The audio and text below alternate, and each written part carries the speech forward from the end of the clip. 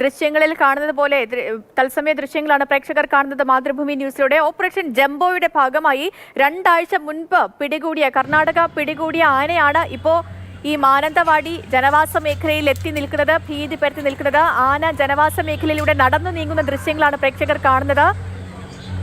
ഒരൊറ്റപ്പെട്ട മേഖല, ജനവാസ മേഖലയെങ്കിൽ കൂടി ഒരൊറ്റപ്പെട്ട പ്രദേശത്താണ് ആന നേരത്തെ നിലയുറപ്പിച്ചിരുന്നുവെങ്കിൽ ആന ഇപ്പോൾ നടന്നു നീങ്ങുകയാണ്. നടന്നു നീങ്ങുന്ന ദൃശ്യങ്ങളാണ് നമ്മൾ കാണുന്നത്.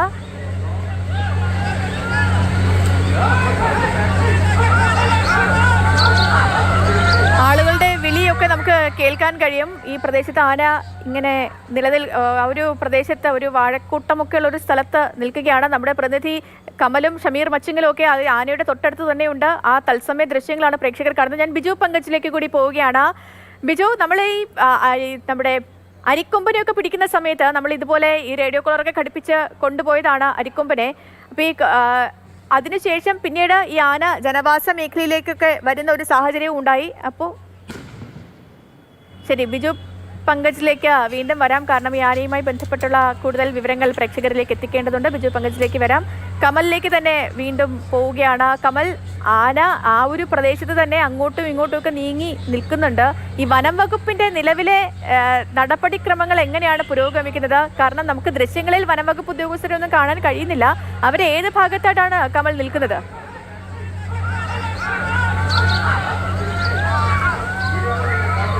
ഞാനിപ്പോൾ നിൽക്കുന്നത് ഒരു കുന്നിന് മുകളിലാണ്. ഈ തൊട്ടടുത്തൊരു വീടുണ്ട്. ആ വീടിൻ്റെ വരാന്തയിൽ നിന്നുള്ള ദൃശ്യങ്ങളാണ് നേരത്തെ കണ്ടത്. ഞാനിപ്പോൾ കുറച്ച് ഉയരത്തിലേക്ക് മാറിയതാണ്. ആനയുള്ളത് ഈ തെങ്ങിനപ്പുറത്ത്. അവിടെ കുറച്ച് തെങ്ങിൻ തൈ കാണാം. അതിന് തൊട്ടപ്പുറത്ത് ഇപ്പോൾ ആ കുറ്റിക്കാട്ടിലേക്ക് കയറിയിട്ടുണ്ട്.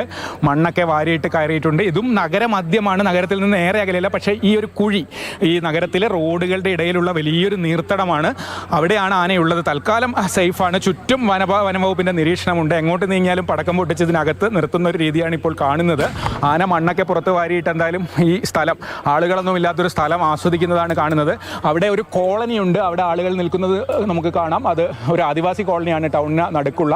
പക്ഷേ അവർ അല്പം സേഫാണ്. കുറച്ച് ഉയർന്ന സ്ഥലത്താണ്. എന്നാലും ആനയുടെ തൊട്ടടുത്താണ് ആളുകൾ നിൽക്കുന്നത്.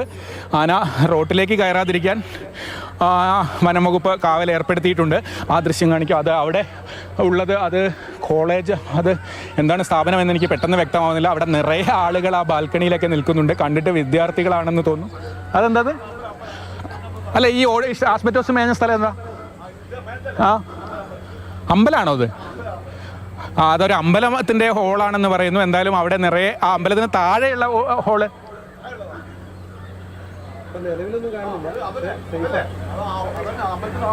അമ്പലത്തിന്റെ ഹോളാണ്. അവിടെ ആളുകൾ തിങ്ങി നിറഞ്ഞിരിക്കുന്നത് കാണാം. ആ ബാൽക്കണിയിലൊക്കെ. അത് കണ്ടിട്ട് വിദ്യാർത്ഥികളാണെന്ന് തോന്നുന്നു. സ്കൂളിലേക്ക് പോകാനൊക്കെ ഇറങ്ങിയതായിരിക്കും. അവിടെയൊക്കെ ആളുകളുണ്ട്. ഏറ്റവും അടുത്ത ആളുകളുള്ളത് ആ കോളനിയിലാണ്. അവിടെ ഒരാൾ മുറ്റത്ത് നിൽക്കുന്നുണ്ട്. താഴെ നിൽക്കുന്നത് വനംവകുപ്പിന്റെ വാച്ചറാണെന്ന് തോന്നുന്നു. മുന്നറിയിപ്പ് നൽകുന്നുണ്ട്. അവരൊക്കെ ആനയുടെ അടുത്താണുള്ളത്. എന്തായാലും ടൗണിൽ തൽക്കാലം സേഫാണ്. ഈ സ്ഥലത്ത് തന്നെ ആനയെ നിലനിർത്താൻ വനംവകുപ്പിന് കഴിയുകയാണെങ്കിൽ ടൗണിൽ വലിയ ബുദ്ധിമുട്ട് ഇപ്പോഴില്ല. പക്ഷേ എന്തായാലും ഇവിടെ നിന്ന് നമ്മൾ ഈ ദൃശ്യങ്ങളിൽ കാണുന്ന ആ ഒരു പ്രദേശത്ത്, ആ ഒരു വാഴത്തോട്ടമൊക്കെ ഉള്ള ആ ഒരു പ്രദേശത്ത് തന്നെ ആനയെ നിലനിർത്താനുള്ള തരത്തിലുള്ള നടപടിക്രമങ്ങളുമായി മുന്നോട്ട് പോവുകയാണോ വനം വകുപ്പ്? അങ്ങനെ വേണോ മനസ്സിലാക്കാൻ?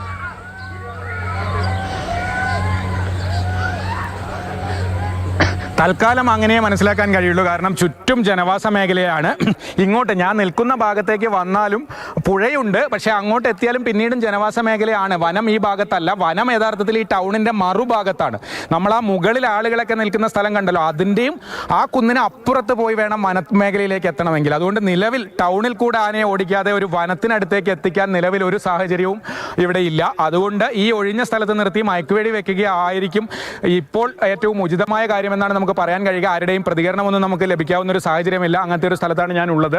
എന്താണെങ്കിലും ഇവിടെ നിന്ന് വനത്തിലേക്ക് ആനയെ ഓടിച്ചു കൊണ്ടുപോകുക എന്നത് ഈ ഘട്ടത്തിൽ പ്രായോഗികമല്ല എന്ന് തന്നെ പറയേണ്ടി വരും. കാരണം നഗര മേഖലയ്ക്ക്, വലിയ ജനവാസ മേഖലയ്ക്കും ടൗണിനും ഒക്കെ അപ്പുറത്താണ് വനമേഖല. അങ്ങോട്ട് ഓടിക്കണമെങ്കിൽ മറ്റൊരു വഴിക്ക്, ഒരുപക്ഷെ ഇതിലെ പുറത്തേക്ക് ഇറക്കി ജനവാസം കുറഞ്ഞ വേറെ ഏതെങ്കിലും വഴിയിലൂടെ ഓടിച്ച് കയറ്റാം. അങ്ങനെ വനംവകുപ്പ് ആലോചിക്കുന്നുണ്ടോ എന്നറിയില്ല. നിലവിൽ ഇപ്പോൾ ആന നിൽക്കുന്ന സ്ഥലത്ത് നിന്ന് ആനയെ ഓടിക്കാൻ നിന്നാൽ അത് ടൗണിൽ കൂടി ഓടുന്ന ഒരു സാഹചര്യം ഉണ്ടാകും.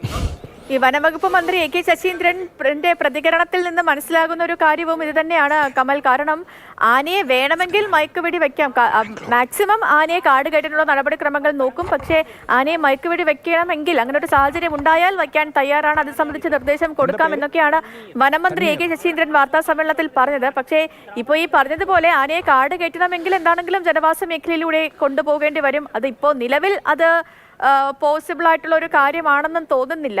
അപ്പോൾ അങ്ങനെയാണെങ്കിൽ മയക്കുവെടി വെക്കേണ്ട ഒരു സാഹചര്യത്തിലേക്കൊക്കെ എത്തുമെന്ന് തോന്നുന്നു കാര്യങ്ങളല്ലേ കമൽ?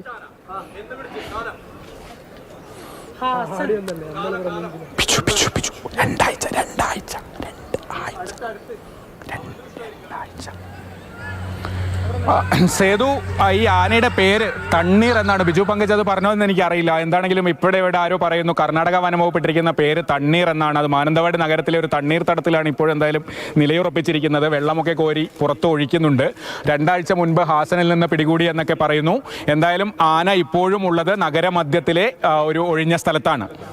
സേതു, കേൾക്കാമോ? കേൾക്കാം കമൽ. അതായത് ആനയുടെ പേര് തണ്ണീർ എന്ന് പേരുള്ള ഒരു ആന 2 ആഴ്ച മുൻപ് കർണാടക വനം വകുപ്പ് ഓപ്പറേഷൻ ജംബോയുടെ ഭാഗമായി പിടികൂടിയ ആനയാണ് ഇപ്പോൾ ഈ മാനന്തവാടി ജനവാസ മേഖലയിലേക്ക് എത്തിയിരിക്കുന്നത്. ഇതിന്റെ പേര് തണ്ണീർ എന്നാണ് ഈ അവിടെയുള്ളവരിൽ നിന്ന് നമുക്ക് മനസ്സിലാക്കാൻ കഴിയുന്ന ഒരു കാര്യം.